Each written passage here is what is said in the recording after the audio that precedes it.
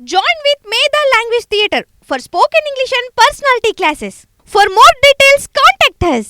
Hi US welcome to ఈహా ఆహాలో ఉన్నామన్నమాట. తెలుగు ఇండియన్ ఐడల్ సీజన్ 3 విన్నర్ని పట్టుకొచ్చేసిన అనమాట. నాకు తెలుసు ఈ పొల్లగాడు నేను చూసినప్పుడు విన్నర్ అవుతాడు అని చెప్పేసి అని. సో ఇక పొల్లగాడిని పట్టుకొచ్చిన. నమస్తే అజరుద్దీన్, సారీ నజరుద్దీన్ భయ్యా. హాయ్. నేను మొన్ననే చెప్పినానా నువ్వే అవుతావు అని చెప్పేసి అని కవర్ డ్రైవ్ చేశానా.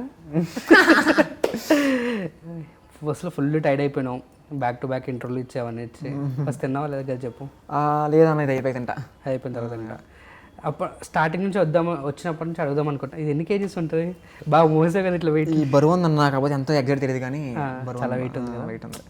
సో విన్నర్ అనేది చూసుకుంటుంటే మస్తు అనిపిస్తుంది ఇలాంటి ట్రోఫీలు చూస్తున్నప్పుడు. What about your feeling trophy పెట్టుకున్నప్పుడు?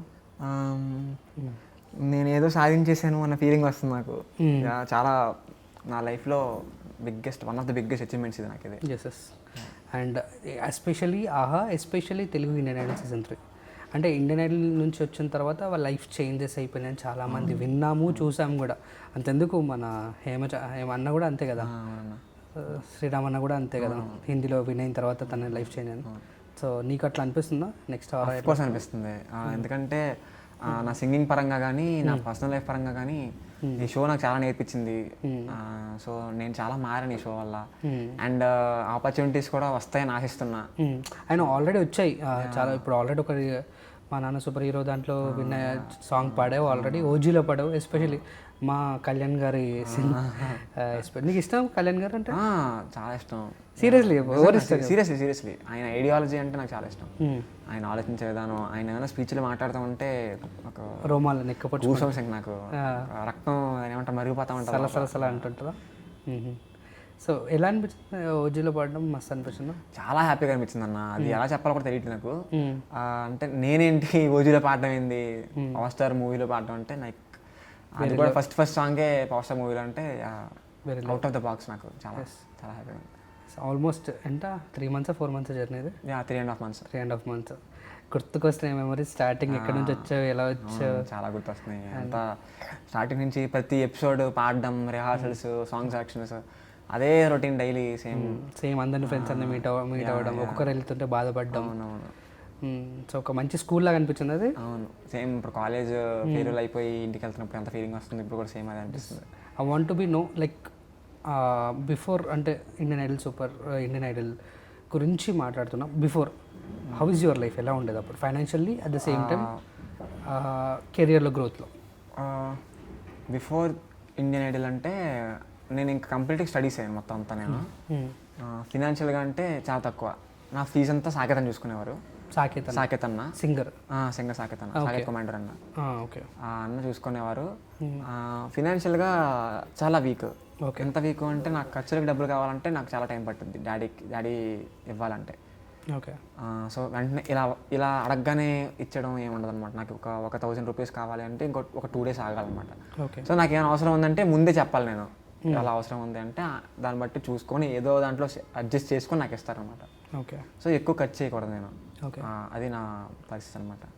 వై సాకేత్ అన్న ఎంకరేజ్ యూ అంటే ఆయనలో అంటే లైక్ నాలో అన్నకి ఏం కనపడదు నాకు తెలియదు కానీ అన్న నాకు మాట ఇచ్చారు లాస్ట్ ఇయర్, నువ్వు ఏదైనా చదువుకో, నీ ఇష్టం, నువ్వు ఫారెన్లో చదువుకుంటావా ఇక్కడ చదువుకుంటావా నేను చూసుకుంటా, నువ్వు ఎంతవరకు చదువుకుంటావని చదువుకో అన్నారు. ఆ అన్న మాట దాన్ని తగ్గట్టు అన్న ఇప్పటిదాకా నన్ను సపోర్ట్ చేసుకుంటూ నా ఫీజు చూసుకుంటూ వచ్చారు. చాలా నేను రుణపడి ఉంటాను అన్నకి. నాకు దేవుడిచ్చిన ఒక వరము, ఒక అన్న అని చెప్పుకోవాలి. అండ్ ఇండియన్ ఐడల్ విన్నప్పుడు మాట్లాడవా అసలు? విన్ అయింది అన్నే కాల్ చేశారు న్యూస్ తెలుసుకొని. అన్న కాల్ చేసి congrats, so proud of you, చాలా హ్యాపీగా ఉంది, పార్టీ చేసుకుందాం, కప్ తీసుకొని స్టూడియోకి వచ్చేసే అన్నారు. వెళ్ళాలి వెయిటింగ్. సారీ మేము ఆపేసాము. Yes. And comes to like a మనిషికైనా సక్సెస్ రావాలంటే బ్యాక్ స్టోరీ చాలా పెయిన్ ఉంటేనే వస్తుంది. సో దట్ రియాలిటీ ఇది. ఐ నో హర్డ్ మమ్మీ గురించి. సో చెల్లి బాధ్యత తీసుకుందన్నావు, అసలు మమ్మీ ఏంటి, దాని బ్యాక్ స్టోరీ ఏంటి? అంటే అమ్మ ఎవరి లైఫ్లోనైనా అమ్మ అనేది ఒక మేజర్ పార్ట్. ఏం చేసినా అమ్మ సపోర్ట్ ఎప్పుడూ ఉంటుంది. సో నా లైఫ్లో కూడా సేమ్ అమ్మ ద బిగ్గెస్ట్ సపోర్టర్ నాకు. అమ్మకి చిన్నప్పటి నుంచి తన కోరికలు ఏమీ తీరలేదు సరిగ్గా. అటు తాతయ్య వల్ల కానీ డాడీ వల్ల కానీ ఎవరి వల్ల తీరలేదు. అమ్మకున్న వన్ అండ్ ఓన్లీ హోప్ నేనే. అంటే తనకు ఉన్న కోరికలు తీరాలి అంటే అది నా వల్లే తీరుతాయి, నేనే ఉన్నాను, నేను చూసుకుంటానని ఒక నమ్మకం నా మీద ఉంది అమ్మకి. ఎప్పుడు మాట చెప్తూ ఉంటుంది, నా కొడుకు మీద నాకు నమ్మకం ఉంది, నా కొడుకు మీద నాకు నమ్మకం ఉందని. సో నా గోల్స్ అన్నీ నేను ఎందుకు నేను గోల్ పెట్టుకొని నేను రీచ్ అవ్వాలి, ఎందుకు డబ్బులు సంపాదించాలంటే అమ్మని బాగా చూసుకోవడానికి, అమ్మని హ్యాపీ చేయడం కోసం. ఇల్లు కట్టుకోవాలి, అమ్మ డ్రీమ్ అది. మంచిగా సంపాదించాలి, అమ్మ డ్రీమ్ అది. బంగారం కొనుక్కోవాలి, అమ్మ డ్రీమ్ అది. సో అమ్మ కోసం చేయాలి, ఇవన్నీ అని ఉండేది నాకు. బట్ ఆ ఇన్సిడెంట్ జరిగిన తర్వాత నుంచి ఐ వాజ్ లైక్ చాలా డిప్రెస్ అయిపోయాను. ఇన్సిడెంట్ అంటే ఏంటంటే అమ్మకు ఒక కిడ్నీ ఫెయిల్యూర్ పేషెంట్, 2 కిడ్నీలు ఫెయిల్ అయ్యాయి. అది తెలిసిన తర్వాత నుంచి లైక్ చాలా ట్రై చేశారు, డయాలిసిస్ చేయకుండానే చేద్దాము అని అనుకొని చాలా ట్రై చేశారు. కానీ వర్కౌట్ అవ్వాలా, చివరికి ఎలాగైనా డయాలిసిస్ చేయాల్సి వచ్చింది. సో ఆఫ్టర్ చాలా స్ట్రగుల్స్ చాలా ఫేస్ చేసింది. లైక్ అంటే ఎవ్రీడే డయాలిసిస్ చేయించుకున్నదమ్మా? 2 డేస్కి ఒకసారి 2 డేస్కి ఒకసారి 2 డేస్కి ఒకసారి అలా చేయించుకునేది. దానికోసమని ఇక్కడ పార్షల్గా ఒక పైప్ వేయడం, ఇక్కడ నరంలో నుంచి ఎక్కడ పడితే అక్కడ ఇంజెక్షన్స్, సెలైన్స్, అంతా ఘోరం అసలు. చాలా నరకం చేసింది. అవన్నీ అయిపోయిన తర్వాత ఓకే మనిషి నార్మల్గా ఉంది, ఇప్పుడు డయాలిసిస్ చేయించుకుంటుంది, హ్యాపీగా ఉంది, అంతా బాగానే ఉంది అనుకునే టైంకి హార్ట్లో ప్రాబ్లం ఉంది తెలిసింది. అది ఏమైందంటే మ్యాటర్ చాలా సీరియస్ అయిపోయిన తర్వాత తెలిసిందనమాట. ఆ ప్రాబ్లం గురించి ఎవరో చెప్పలేదు, అందరి ఫోకస్ కిడ్నీ నుండి ఇంకా హార్ట్ గురించి ఎవరికి తెలియలేదు. సో అది బాగా సీరియస్ అయిపోయిన తర్వాత తెలిసింది. దాన్ని ట్రీట్మెంట్ కోసమే బెంగళూరు వెళ్దామని రెడీ అయ్యి బుక్ చేసుకొని వెళ్తున్నారు. ఆ రోజు జూలై 19th ఆ రోజు, లాస్ట్ ఇయర్ వెళ్తున్నారు. అమ్మమ్మ, తాతయ్య, అమ్మ ముగ్గురు బస్సు ఎక్కిద్దామని తీసుకెళ్లారు. బస్సు ఎక్కుతుండగా అన్కాన్షియస్ అయిందంట. ఇదంతా నాకు తెలియదు, నేను అప్పుడు హాస్టల్లో ఉన్నా.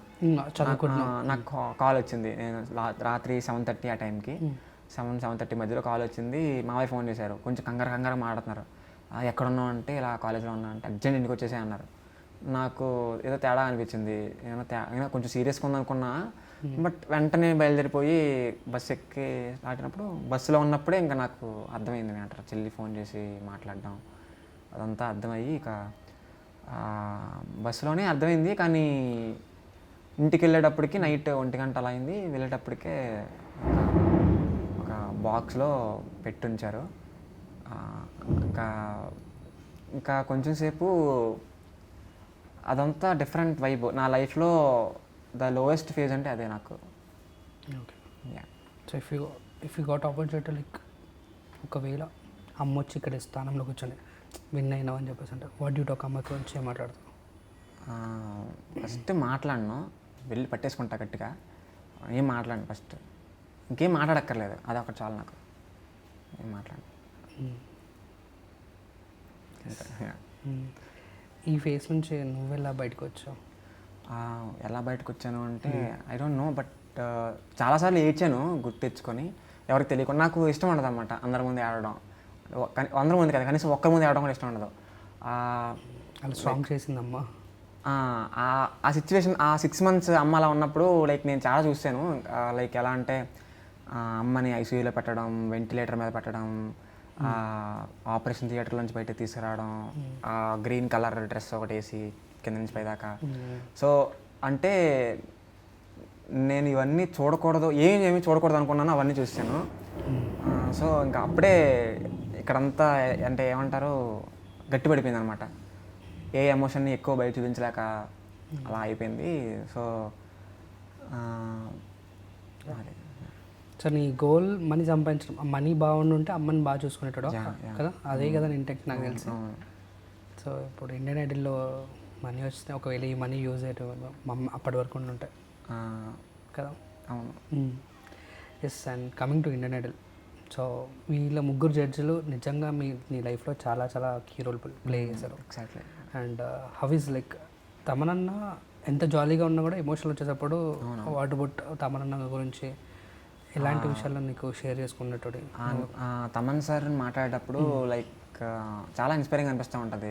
ఎలా అంటే సేమ్ నాలానే కొంచెం సింగిల్ ఎంగేజ్లో ఫాదర్ని కోల్పోవడం, ఒకేసారి రెస్పాన్సిబిలిటీస్ అన్ని, ఫ్యామిలీ రెస్పాన్సిబిలిటీస్ అన్నీ మీద పడడం, ఆయనే ఇంకా అన్నీ చూసుకోవాలి, వాళ్ళ ఫ్యామిలీని, వాళ్ళ అమ్మని, చెల్లిని.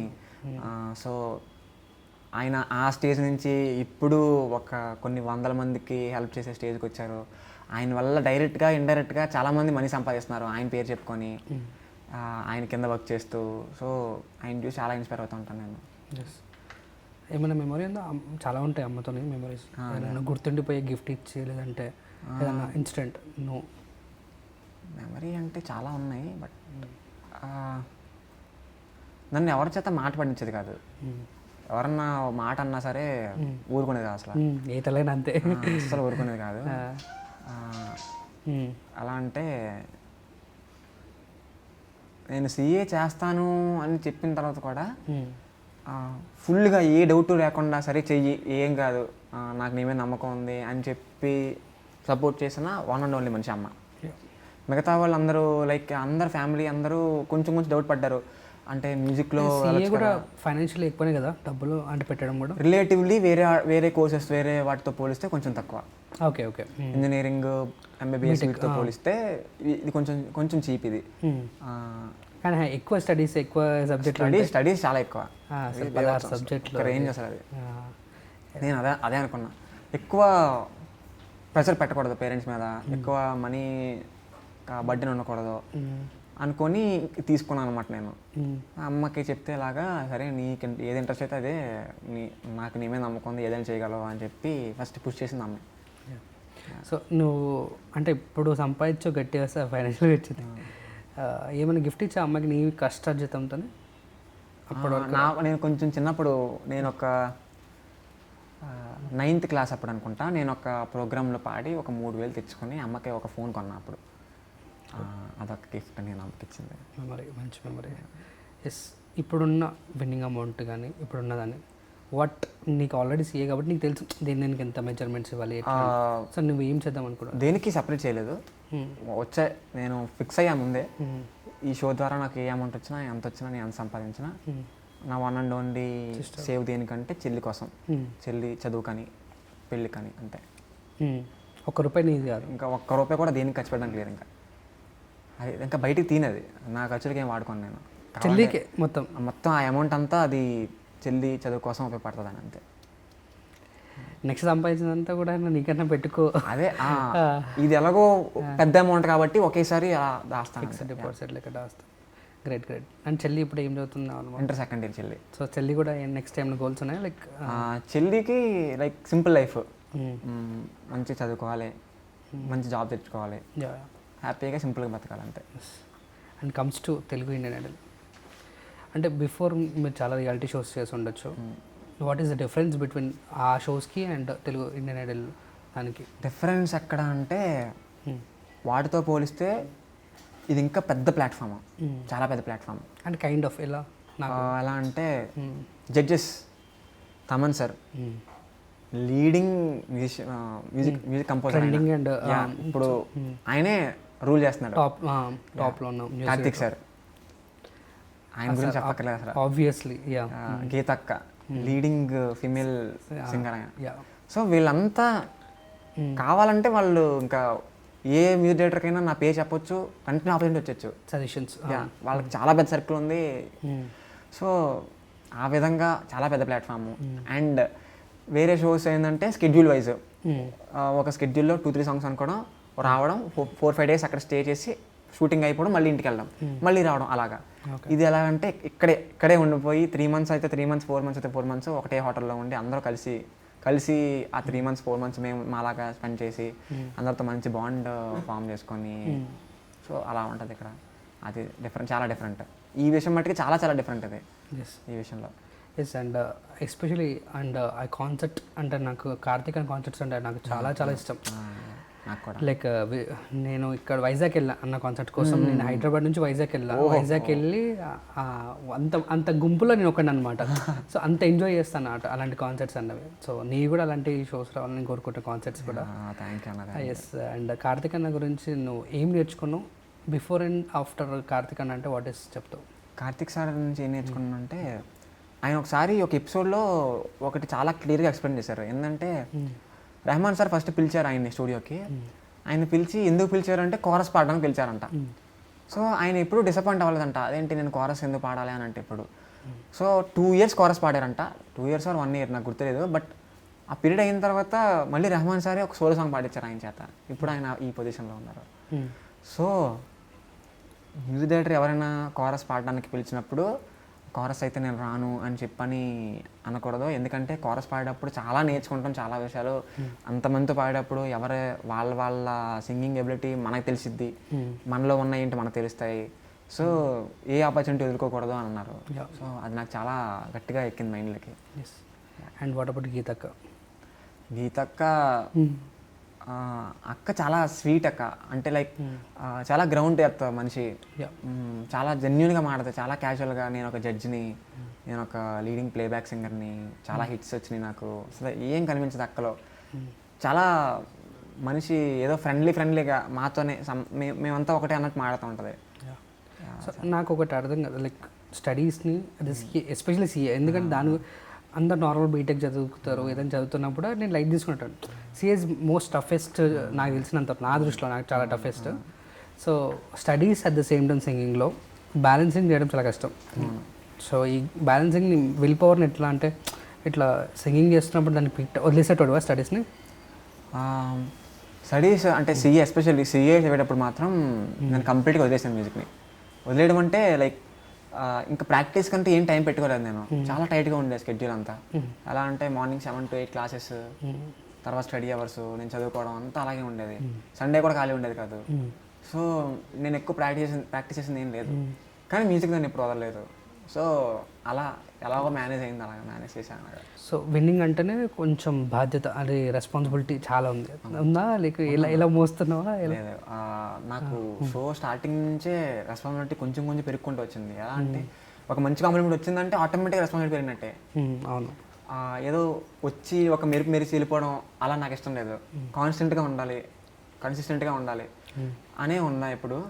సో ఎలా అంటే ఒక మంచి కాంప్లిమెంట్ వచ్చింది అంటే నెక్స్ట్ ఎపిసోడ్ కూడా అలాగే రావాలి, సో అలాగే పాడాలి. సో నా స్టాండర్డ్ని నేనే కంటిన్యూ చేయాలి అని ఒక రెస్పాన్సిబిలిటీ. ప్రతి వీక్ నాకు ఆ రెస్పాన్సిబిలిటీ మీదే పాడుతూ వచ్చా. ఇప్పుడు ఇంకా రెస్పాన్సిబిలిటీ చాలా బరువు అయింది. సో అది ఆ రెస్పాన్సిబిలిటీ మోస్తూనే కంటిన్యూ చేస్తాను ఆ జర్నీని. అండ్ కమ్స్ టు లైక్ నువ్వు గెలవడానికి మిగతా వాళ్ళు అందరు కూడా టాప్ కంటెస్టెంట్సే, వాళ్ళు చిన్న మైనర్స్తోనే వాళ్ళు వెళ్ళిపోవడం రీజన్స్ ఏమైనా ఉన్నాయా నీకు తెలిసినంతవరకు? వాళ్ళు అంటే నా దృష్టిలో సింగింగ్ని చూసుకొని నువ్వు ఎవరికి ట్రాఫీ ఇస్తావు అంటే నేను డిసైడ్ చేయలేను. ఈ క్వశ్చన్ ఎవరైనా అడగండి, మా టాప్ 5లో ఎవరు చెప్పరు. ఎందుకంటే సింగింగ్ పరంగా ఒకరిని డిసైడ్ చేయలేము, మేము డిసైడ్ చేసుకోలేము. ఎందుకంటే అందరూ అలా ఈక్వల్గా ఉన్నారు. సో ఇది ఓట్స్ బేస్ మీద, ఆడియన్స్ లవ్ మీద వచ్చింది. వాళ్ళు ఏదో తప్పు చేయడం మూలన విన్ అవ్వదని కాదు. సో ఐ కాంట్ డిసైడ్ అనమాట. You can't decide. Yes. And ఇప్పటికీ ఒక అమ్మకి డెడికేట్ చేయాలంటే ఏ సాంగ్ని డెడికేట్ చేస్తావు? ఒకసారి పాడాలంటే అమ్మకి డెడికేట్ చేయాలంటే అమ్మ ఫేవరెట్ సాంగ్ ఏమని తెలుసు? తెలుసు, చాలా ఫేవరెట్ సాంగ్స్ ఉన్నాయి. అందులో one of the favourite song నా చెల్లి రోజావే. పాడ.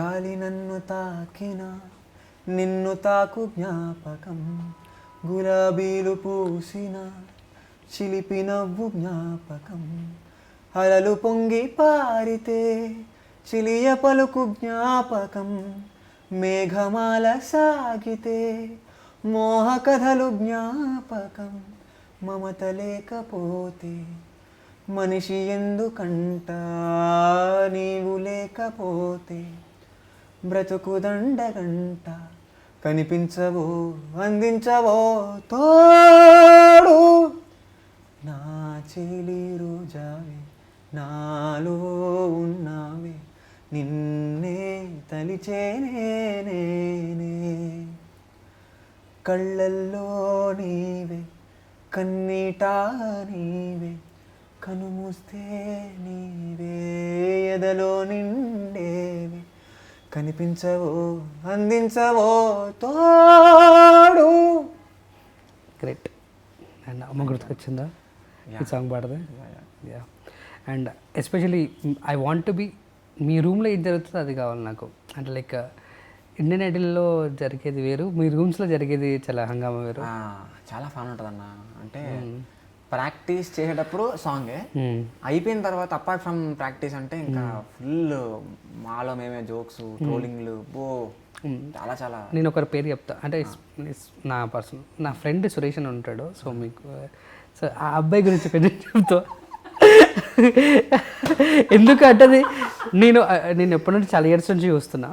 సో నాకు తెలిసింది వేరు, మీకు ఇప్పుడు మీరు చూస్తుంది ఎలా ఉంటుందో చెప్తే చూడాలని. సురేష్ అన్న, నేను ఈ హోటల్కి, అంటే మేము ఉండే హోటల్కి ఇప్పుడు హోటల్ పేరు చెప్పిన కింద లేడీస్ ఫ్యాన్స్ అందరు ఉంటారు. హోటల్ పేరు చెప్పకు. హోటల్ పేరు చెప్పను, అది లేడీస్ ఫ్యాన్స్ అందరు ఉంటారు. ఓకే. మేము ఉండే హోటల్కి వచ్చిన తర్వాత నేను కలిసిన ఫస్ట్ పర్సన్ అన్న. అయితే కలవాలి ఓకే మేనేజర్. సో అన్న వచ్చిన తర్వాత ఎక్కడున్నా అని అడిగాడు. అన్న ఇలాగా ఓకే నాకు రూమ్ ఇచ్చారన్న అంటే, ఏ రూమ్ ఎవరు ఇచ్చారు, రూమ్ కింద ఇచ్చారన్న అంటే, అదేంటి ఒకసారి లైన్లో ఉండి అని చెప్పి వాళ్ళకి కాల్ చేశారు. ఓకే, కాల్ చేస్తే సరే నేను మాట్లాడాను, నా రూమ్కి వచ్చా అన్న. నాకు ఏమీ అర్థం కల, సరే అన్నా అని లగేజ్ తీసుకుని వెళ్ళిపోయా. ఓకే, యాక్చువల్లీ నీకు రూమ్ ఇవ్వకూడదు, నీకు ఎందుకు ఇచ్చారు నాకు అర్థం కాలేదు అని చెప్పి అన్నారు అనమాట. ఫస్ట్ అది ఏమైందంటే తర్వాత రోజు రూల్స్ చెప్పారనమాట. ఇలాగా ఏది పడితే తినకూడదు, బయటికి వెళ్ళకూడదు ఇలాగని చెప్పారు. ఓకే బాగానే ఉంది. కేశవ్ అన్న నేను ఫస్ట్ రోజు వచ్చాను అనమాట, మేమిద్దరమే. లెగ్ లెఫ్ట్ లెగ్ వేసావు, రైట్ లెగ్ వేసావు గుర్తులేదు ఒకసారి, అందుకే ట్రఫీ వచ్చింది ఒకసారి. అయితే కేశవ్ అన్న నేను డిన్నర్ తినేసిన తర్వాత ఆ రోజు నైట్ జస్ట్ ఇలా వాక్కి వెళ్తాము అన్న. అంటే సరే వెళ్ళండి అంటే, ఒక కండిషన్ నాకు తెలుసు, ఇక్కడ నుంచి ఇక్కడ దాకా నన్ను ఒక క్రికెట్ పిచ్ అంత ఒక హాస్టల్ వార్డెన్ ఉంటారు ఇష్టం రూల్స్. ఓకే సరే చెప్పు కంటిన్యూ. అంత వచ్చినప్పటికీ కేశవ్ అన్న నేను నడుచుకుంటూ ఇదేంట్రా అన్న ఇలా అయిపోయింది ఏంట్రా, నేను కేశవ్ అన్న ఇంకా అలా మాడుకుంటాం అనమాట. అలా మాడుకున్నా అప్పట్లో. ఆ రోజు ఏంటి ఇలాగే ఉంటుందా ఈ 3 months, ఇలాగే చూస్తారా, హాస్టల్ వార్డెన్ లెక్క ఉంటుందా, ఇలాగే ఉంటుందా అనుకున్నాను. అదే పరిస్థితి. క్రేజీ. అండ్ నాకు మీ యాడ్స్ మీరు ఎలా క్రియేట్ చేస్తారు? మీ యాడ్స్ భలే చేస్తారు. యాడ్లు ఒక రోజు మ్యాగీ చేశారు కదా, అవి భలే చేస్తారే. అది మా టీమ్ ఎఫర్ట్ అంతే. ఎవరు క్రియేట్ చేసేది, అవన్నీ చేసేది చాలా బాగుంటాయి. మధ్య మధ్యలో మీ యాడ్స్ కోసం నేను చూస్తాను. ఆహా టీమే చేస్తారు. Great job. వంట వచ్చా నీకు జనరల్? నాకా వంట ఏం రాదు, అంటే లైక్ ఆమ్లెట్ వేస్తా, ఆమ్లెట్ వేయడం వచ్చు, దోశ వేయడం వచ్చు అంతే. ఓకే, ఆమ్లెట్ అంటే మా భాషలో వేరేలే బాయ్స్కి. ఏ యు నో నా, అర్థమైంది. ఇంటెలిజెంట్ మీరు.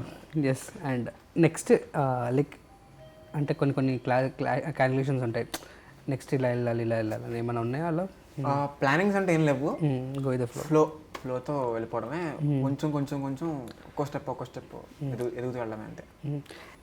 ఎస్పెషల్ మిమ్మల్ని ఇష్టపడుతున్న ఒక అమ్మాయి ఉంది, సుష్మా అని ఒక అమ్మాయి.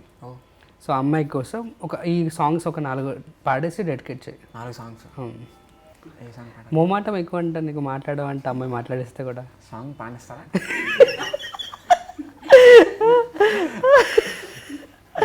ఓకే. జనరల్ ఎలా తింటావు ఫుడ్?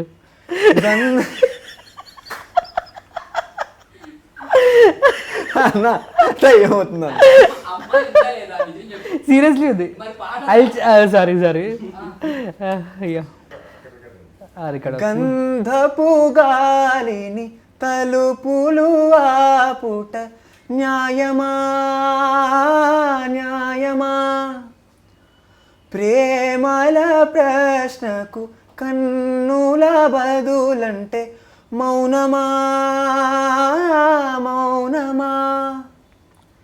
చెలియా నాలో ప్రేమను తెలుపా ఒక గడియ చాలులే, అదే నేను రుజువే చేయా 100 ఏళ్ళు చాలవే, లేదని చెప్ప నిమిషము చాలు, లేదన్న మాట తట్టుకోమంటే మళ్ళీ నాకొక జన్మే కావలే, ఏమి చేయమందువే ఇంకో పాడమనో పాడించిన 5,000 కొట్టు ఫస్ట్, అర్థమైందా? అంటే ఆన్సర్ నీ కోసం లవ్ యాక్సెప్ట్ చేస్తారా, రిప్లై కోసం సేమ్ సింక్ అయిపోయింది. యాక్సెప్ట్ చేసి పాడావు కదా ఇప్పుడు, లవ్ యాక్సెప్ట్ చేస్తున్నట్టు పాడావు కదా ఇప్పుడు. అది పాట పాడానంటే పాటలు ఏం లేదు. నిజమే కదా. ఓకే అన్న చాలా అన్న బాబు యా, సెట్ నాకు ఇలాంటి. Thank you so much. ఇట్లనే అభివృద్ధి చెందుతూ అభివృద్ధిలోకి సీఏ మార్గంలోకి వెళ్తూ అండ్ ఎస్పెషల్లీ నువ్వు మంచి మంచి సింగింగ్స్ పాడాలి, ఒక 3000 4000 సాంగ్స్ పాడాలి అని చెప్పేసి మనస్ఫూర్తి కోరుకుంటున్నాం. అప్పటికైనా పెళ్లి చేసుకో. Tata, see you, bye bye.